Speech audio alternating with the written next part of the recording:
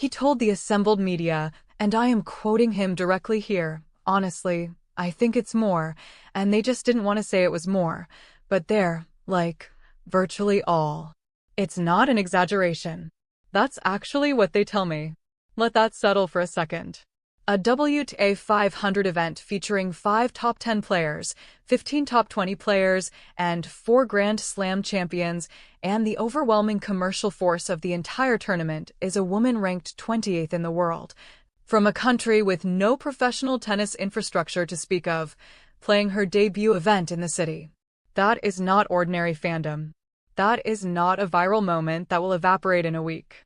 According to Ein himself, his operational team identified this phenomenon back in the early spring of 2026, months before the tournament, and made a deliberate strategic decision: get Alex Eala to Washington.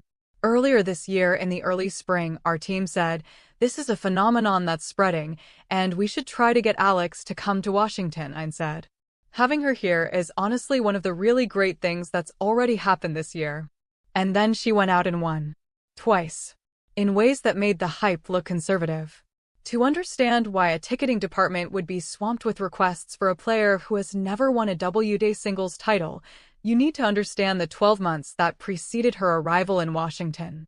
Because Alex Eala did not just appear. She was built, match by match, loss by loss, surface by surface, through a year that has no clean equivalent in recent women's tennis. Go back to March 2025. Eala was ranked 140th in the world. She held a wild card into the Miami Open. She proceeded to beat Elena Ostapenko, Madison Keys, and Iga Swiatek, 3 major champions, all in straight sets, before falling to Jessica Pegula in the semifinals. Nobody had ever done that as a wild card at a WTA 1000 event. Nobody. She entered the top 100 for the first time and people noticed, but the tennis world, burned by countless one-tournament wonders, waited to see what came next. What came next was difficult. Eala lost early in Madrid, lost in the first round of the Italian Open, lost in her French Open debut. She reached the final in Eastbourne on grass, but lost to Maya Joint in a third-set tiebreak that went to 12-10. She lost in the first round of Wimbledon to Barbara Krejcikova. She lost in the second round of the US Open. She finished the year ranked 50th. A good year by any reasonable standard. A confusing year if you had watched that single week in Miami and believed it was the beginning of something seismic. Then came 2026. And the confusion cleared. Eala reached the semifinals in Auckland to open the season. She reached the quarterfinals in Abu Dhabi. She reached the quarterfinals in Dubai, beating Jasmine Paolini, then ranked 8th along the way. She made the 4th round at Indian Wells, beating Coco Gauff, the world number 4, who retired trailing. She made the 4th round at Miami. She was no longer a curiosity. She was a fixture. Her ranking climbed to 29 after Indian Wells, and the consistency was the story more than any single result. This was not a player producing isolated fireworks. This was a player who had learned how to show up, compete at a high level, and do it week after week on the hard courts where her game is most dangerous. Clay was a different story. Eala has never hidden from that. She went out in the first round at Stuttgart, where Fernandez beat her 6-1, 6-4. She lost early in Strasbourg and at Roland Garros. She picked up a few wins in Madrid and Rome but never looked comfortable. The surface exposes things in her game: the serve, the movement patterns, the way her timing gets disrupted by higher, heavier bounce, that hard courts and grass forgive. She knows this. Her team knows this. And rather than pretending otherwise, they treated clay as education and moved on to the grass. That decision paid off in ways nobody anticipated. At the Birmingham Open, a WTA 125 event, Eala was the top seed and she won the title, beating Nikola Bartonkova in a 3-set final from a set down. She moved to Queen's Club in London and beat Shuaizhang before falling to Iva Jovic in the second round.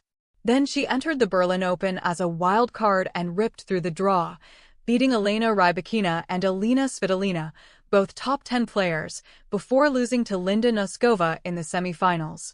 On grass, Eala's left-handed serve kicks awkwardly into right-handed returners. Her flat forehand skids through the court. Her return game, always her best weapon, becomes devastating when opponents cannot rely on their first serve bouncing up into a comfortable zone. And then came Wimbledon. Third round. Iga Swiatek, the defending champion, seated third on center court. Eala won 7-6, 6-2. The first set tiebreak went to 11-9. It was not a fluke. It was not Swiatek having a bad day. It was Eala playing the kind of tennis that made every analyst in the building recalibrate what they thought they knew about her ceiling. She lost in the fourth round to Jasmine Paolini, 6-4, 4-6, 6-3, in a match that could have gone either way and required a former Grand Slam finalist to play her best tennis to survive. Eala left London ranked 28 in the world, the highest-ranked Filipino in WTA history, and she headed to Washington carrying something that all the ranking points in the world cannot manufacture: the confidence that comes from knowing you have competed with the best players on the planet and belong there. Which brings us back to that 80% number and to the Filipino community in Washington that made it real. When Eala walked onto Stadium Court for her first-round match against Jung Chinwen on July 28th, the stands were not full. This was a Tuesday afternoon match at a combined event, not a weekend showcase. But what the crowd lacked in size, it made up for in identity. Philippine flags dotted the seats. The cheers did not follow the usual rhythms of American tennis crowds: polite applause after winners, murmurs after errors. This was vocal, emotional, unrelenting support, and it built as the match wore on in a way that seemed to physically affect the court. Eala needed it. She lost the first set 6-4 to Zhang, the 2024 Olympic gold medalist and former world number 4, now ranked 123rd, but still carrying elite-level ball striking.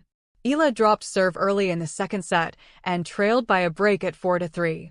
She was staring at a straight sets exit in her Washington debut, the kind of result that would have turned that 80% ticket figure into an uncomfortable punchline. Instead, she broke back at love. And then she won 6 consecutive games. 7 straight in total across the second and third sets, blitzing through the second 6-4 and opening a 4-0 lead in the decider. Zhang managed one break back, but Eala closed it out 6-1.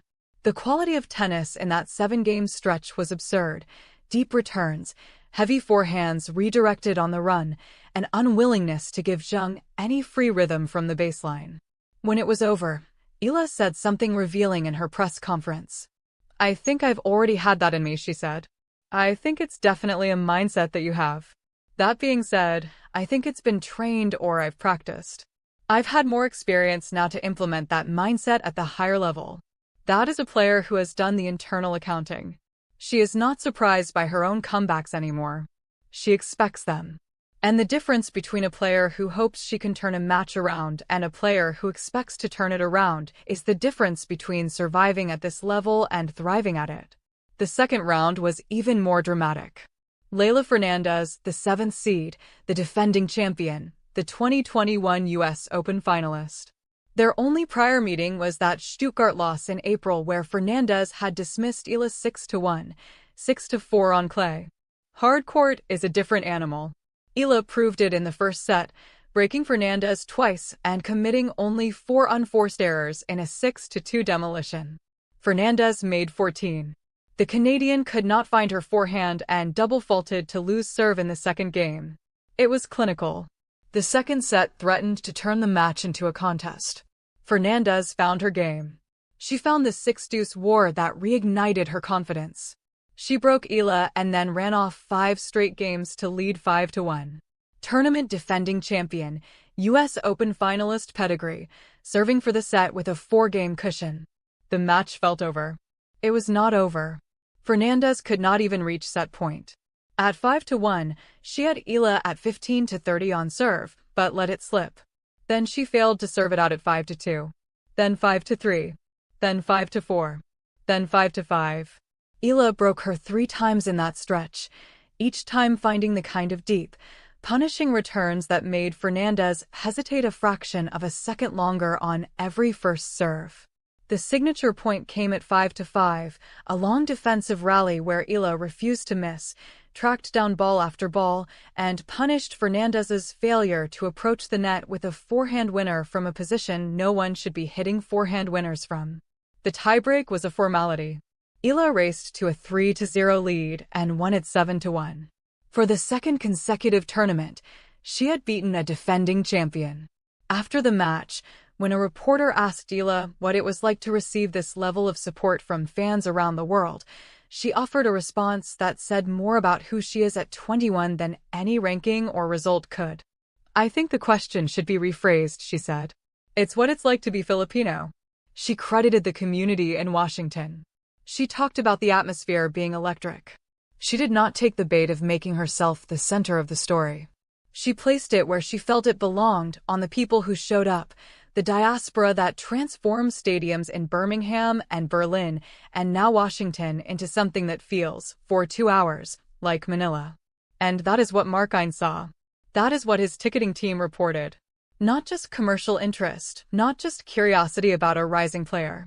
A community that organizes around one of its own with an intensity that alters the actual economics of a professional sporting event. Ein called it a phenomenon that's spreading, and he is right, but the word phenomenon does not quite capture it. A phenomenon implies something unusual, something that might fade. What is happening with Alex Eala and the Filipino tennis community does not behave like a phenomenon. It behaves like infrastructure. It travels. It shows up in England and Germany and the United States. It buys tickets. It makes noise. It turns practice sessions into events and first-round matches into occasions.